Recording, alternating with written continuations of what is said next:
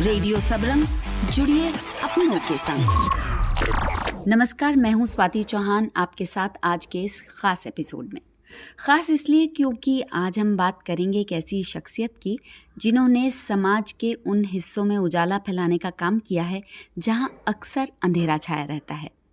हम बात कर रहे हैं दिल्ली के जीबी रोड की, वो रेड लाइट एरिया जहां पर रहने वाली उन महिला सेक्स वर्कर्स के बच्चों को जिन्हें समाज ने किनारे कर दिया, लेकिन उनके भविष्य को एक नई दिशा देने का काम कर रही हैं समाज सेविका ललिता नायक जी।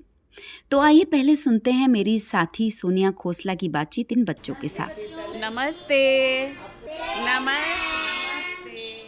क्या पढ़ रहे थे आप? आ के शब्द काका, चाचा, राजा। बहुत अच्छे, बहुत अच्छे। आप क्या कर रहे थे? मात्रा के शब्द छोटा आ, बड़ा आ, छोटी ई, बड़ी ई, छोटा ऊ, बड़ा ऊ। आपको कोई कविता आती है? 1 2 1 2 उठ गया 1 2 3 4 3 4 उसने मच। बहुत अच्छे, अपने लिए ताली बजाओ। क्या नाम है बेटा आपका? I am Jatin. I am studying 6th standard. कौन सा सब्जेक्ट आपको बहुत ज़्यादा अच्छा लगता है? Ma'am, English. What is your name? My name is Priyanshu. I am studying 6th standard. Which is your favorite subject? Drawing. What's your favorite color? Red. Why? Ma'am जो ma'am red है वो ma'am जो red होता है ma'am उसमें वो भी होता है, उसमें मतलब प्यार भी होता है रेड का निशान, तो इसलिए मैम रेड अच्छा लगता है। अच्छा, और आप क्या बनना चाहते हो बड़े होके? Ma'am loco pilot. आप क्या बनना चाहोगे? I become a IS officer. क्यों IAS ऑफिसर क्यों? क्योंकि ये पूरे डिस्ट्रिक्ट को सही से चलाता है। शाबाश, बहुत अच्छे। ललिता जी ने अपनी जिंदगी इन बच्चों को समर्पित कर दी है। वो चाहती हैं कि इन बच्चों को वो मौके मिलें जो हर बच्चे का हक होता है, एक अच्छी शिक्षा, एक उज्जवल भविष्य और समाज में सम्मान के साथ जीने का हक। उनके द्वारा स्थापित SMS सेंटर में बच्चों को न सिर्फ शिक्षा दी जाती है बल्कि उन्हें आत्मसम्मान और आत्मनिर्भरता के गुर भी सिखाए जाते हैं। ये सेंटर उनके लिए एक उम्मीद की किरण है जो समाज के इस अंधेरे कोने में पल रहे हैं। ललिता नायक जी, आपका बहुत बहुत स्वागत है आज के कार्यक्रम में। आपको बहुत बहुत धन्यवाद। आपने इतना बड़ा परिचय दिया है। हम सिर्फ कार्यनिरत है, तो हमसे जो बना हमने किया है। ये आपका बड़प्पन है और आप ग्राउंडेड हैं, बिल्कुल ज़मीन से जुड़े हुए हैं, तो इसीलिए इतना अच्छा कार्य भी कर पा रहे हैं। ये जर्नी कैसे शुरू हुई और इसकी इंस्पिरेशन आपको कहाँ से मिली? देखिए, मैं कर्नाटक से हूँ। मैं अर्बन पुअर और रूरल दोनों गांव और शहरी में काम कर चुकी हूँ। जब दिल्ली आई तो दिल्ली में ऐसा लगा मुझे रेड लाइट एरिया में भी हम विज़िट करेंगे, इसलिए ये हुआ। हमारे दोस्त लोगों कुछ करना चाह रहे थे इधर का काम, वो भी एक डॉक्टर, तो उनके साथ एक विज़िट किया। मैं तो स्लम एरिया में, रिसेटलमेंट एरिया में काम कर रही थी दिल्ली का।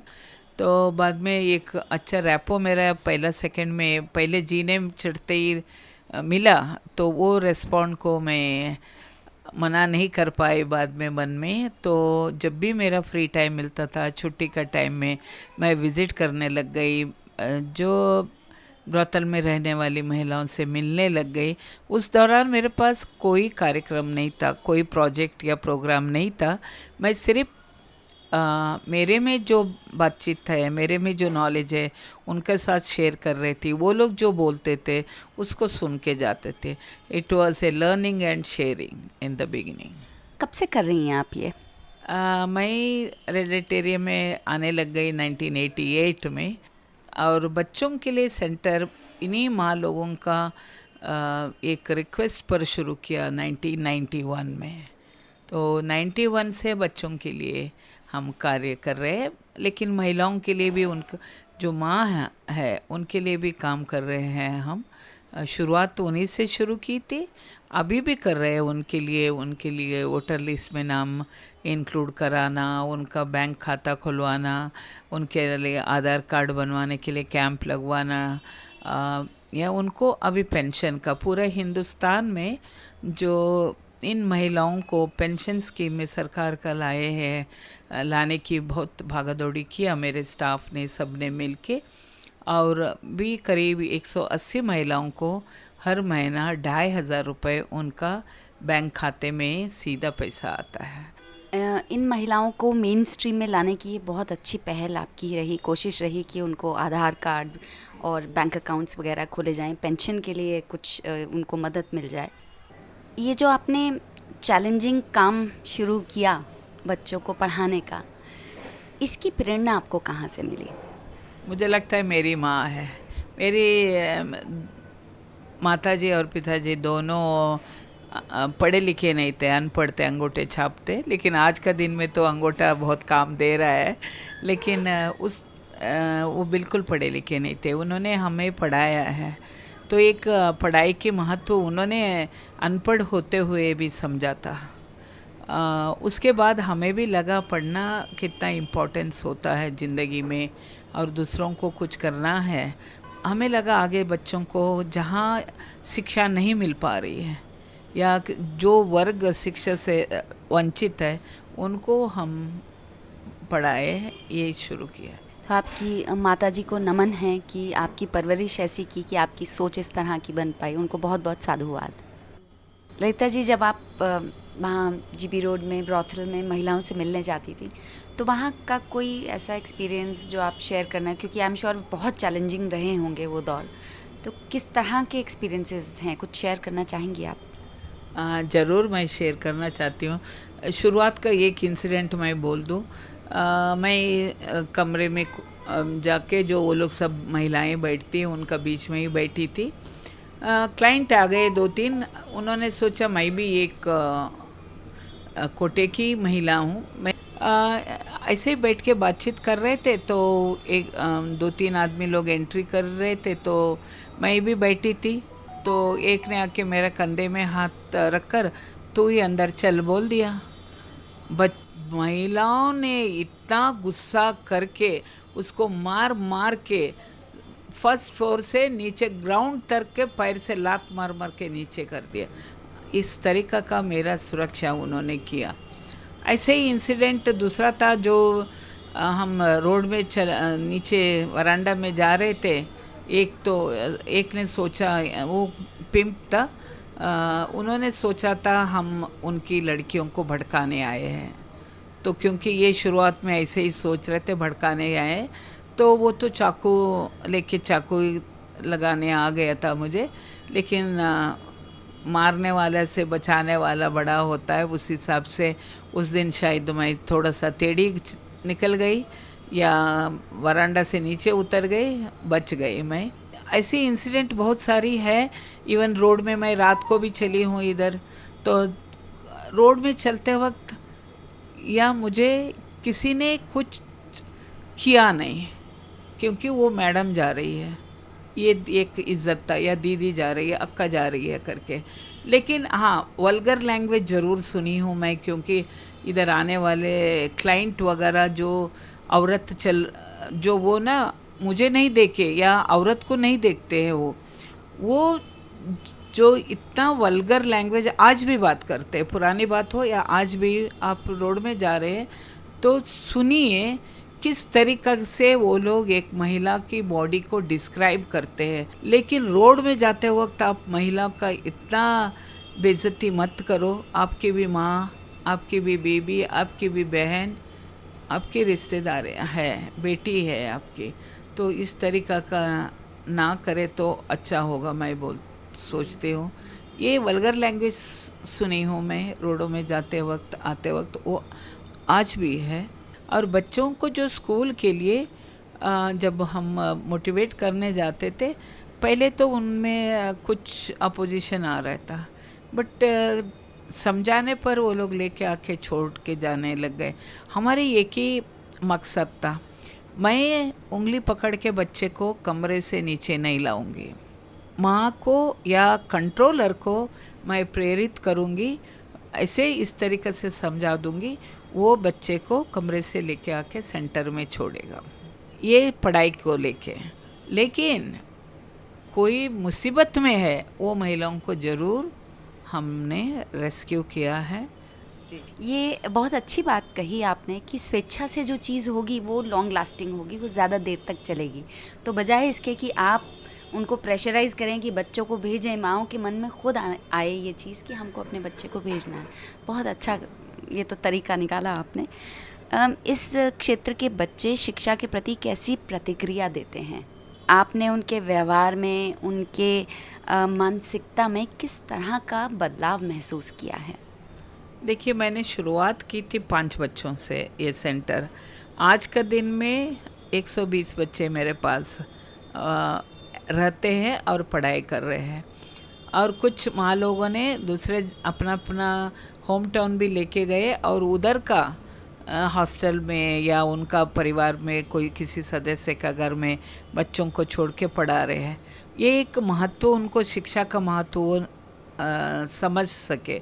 और आज के दिन में मैं गिनने जाऊं, मेरे बच्चे कोई डॉक्टर बने हैं, कोई टीचर्स बने हैं, कोई सोशल वर्कर्स, कोई नर्सेस, कोई ब्यूटिशियन का कोर्स करके उसमें कमा रहे। ब्यूटिशियन का कोर्स किया वो बच्चे आज के दिन में 40,000 से ज़्यादा कमा रहे हैं हर महीना।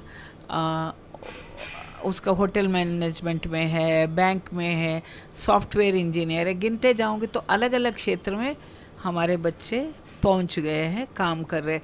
उनको देखते वो एक रोल मॉडल है बच्चों को, हमें भी पढ़ना है, आगे बढ़ना है कुछ करके।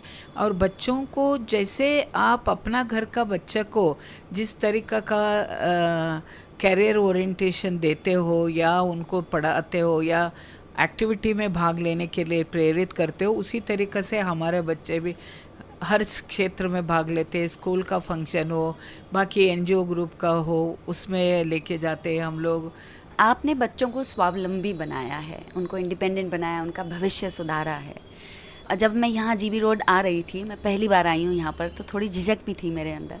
आपने जिस तरह का डायरेक्शन दिया, बहुत एग्जैक्ट जगह पर पहुँची हूँ और उम्मीद है कि आप बच्चों को जिस तरह का डायरेक्शन दे रही हैं वो भी सही जगह पर पहुँचेंगे। तो बहुत बहुत धन्यवाद आपका इसका। रेड लाइट क्षेत्र के बच्चों को अन्य क्षेत्र के बच्चों के कंपैरिजन में कौन कौन से, किस तरह के चैलेंजेस का सामना करना पड़ता है? देखिए, शुरुआत में हमारा एडमिशन का टाइम में कोई माँ बोलेगी पापा का नाम का ज़रूरत नहीं है तो नहीं है, लेकिन स्कूल तो चाहता है ना, वो चाहिए, गार्डियन का नाम नहीं चलेगा। तो ये कुछ स्कूलों में हम लोगों को एक चैलेंज हुआ था एडमिशन के दौरान। इवन अभी भी हम लोगों को वो चैलेंज है। स्कूल का साथ भी हमें समझाने में सारे हाई कोर्ट सुप्रीम कोर्ट के क्या क्या फैसले थे एडमिशन को लेके, स्कूलों में क्या डॉक्यूमेंट की ज़रूरत होती है, ये सारे लेके स्कूल को साथ भी हमारे एक वार्तालाप चलती रहती है। उसके साथ जो बच्चों को हम लोग कभी नहीं बोलते बच्चे को बैकग्राउंड क्या है। कहीं पता चलता है कोई टीचर को कहीं से, तो वो उसको टारगेट बनाता है। उसको हम लोग बच्चे को काउंसलिंग द्वारा, मेंटल हेल्थ काउंसलिंग का द्वारा वो चीज़ अवॉइड हो जाए। क्योंकि आज के दिन में देखिए, हम लोग सोच रहे हैं बच्चों को मेन स्ट्रीम में लाना है। कोई बच्चे को पता चलता है, वो 15 साल का बच्चे को कभी पता चला माँ किस काम में है, तो वो गिन महसूस करता है। तो बच्चों को समझाना, लगातार काउंसलिंग करना, बच्चा माँ को एक्सेप्ट करे, वो हमारी बहुत बड़ी चैलेंज होती है और वो करते भी है हम लोग। बहुत सारे बच्चे जो पढ़ाई करने के बाद जहाँ नौकरी लगी है, उधर माँ को इस एरिया से निकाल के किराए का मकान में दूसरी जगह में रखे हैं या गांव लेके जाके गांव में घर में रखे हैं। तो ये बच्चे कर रहे हैं काम।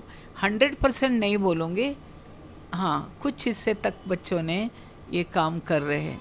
इस समाज का अंग वो लोग है, लेकिन उनको हमेशा डर यही है कब हमारी असलियत इस दुनिया में पता चलेगा, तो हम लोग इधर रह पाएंगे या नहीं रह पाएंगे।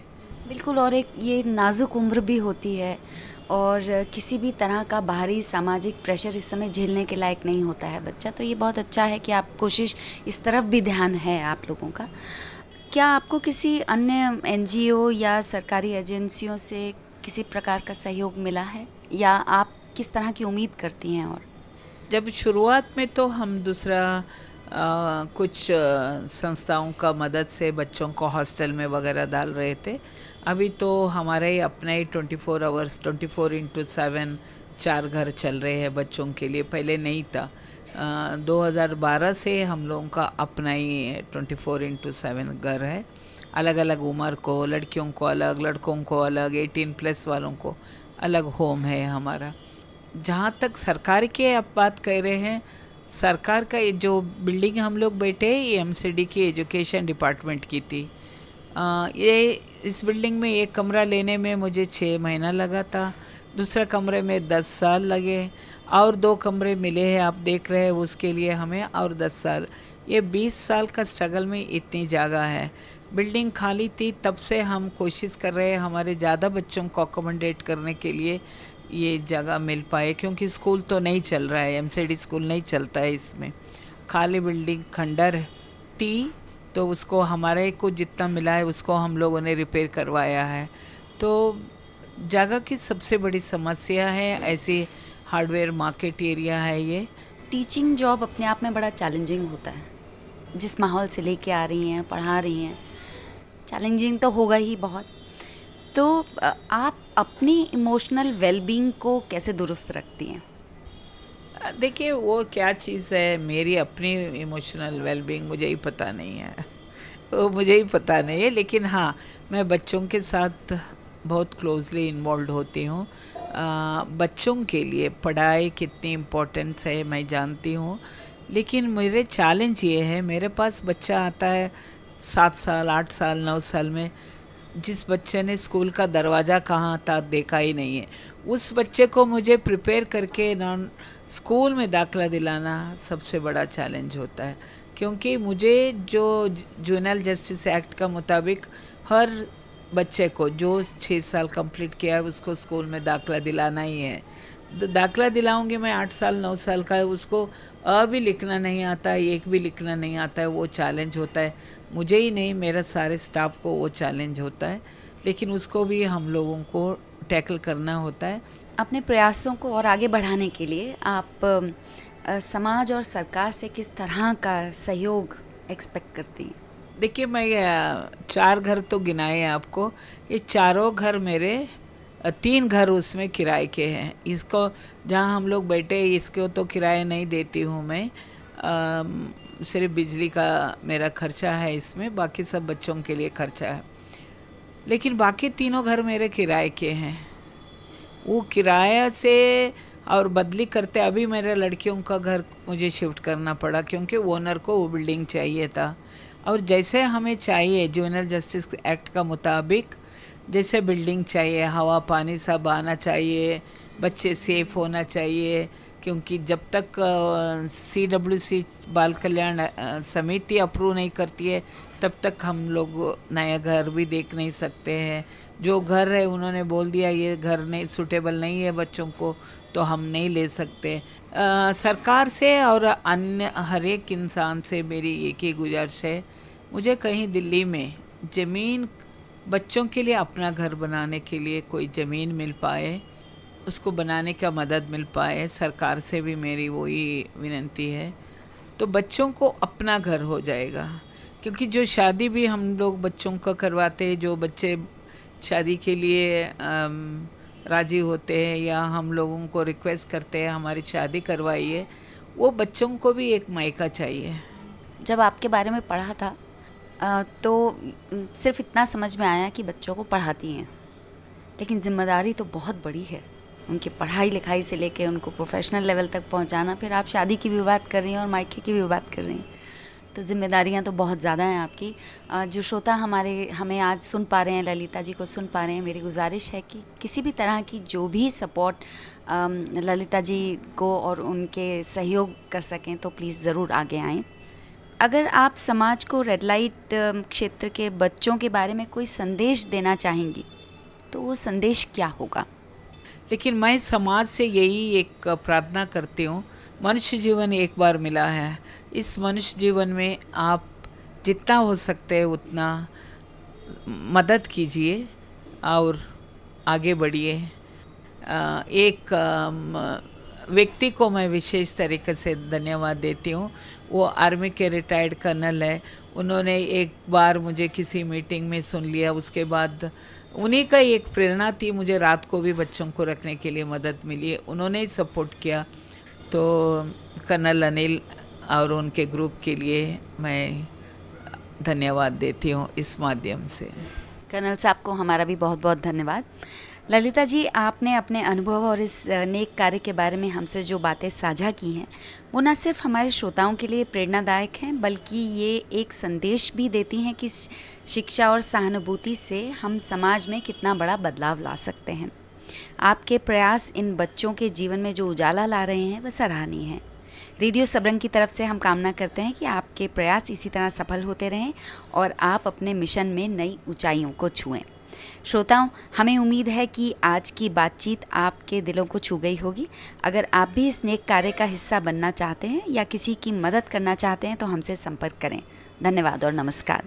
आप सब बच्चों से मिलकर हमें बहुत अच्छा लगा। हम दोबारा आप लोगों से मिलने ज़रूर आएंगे।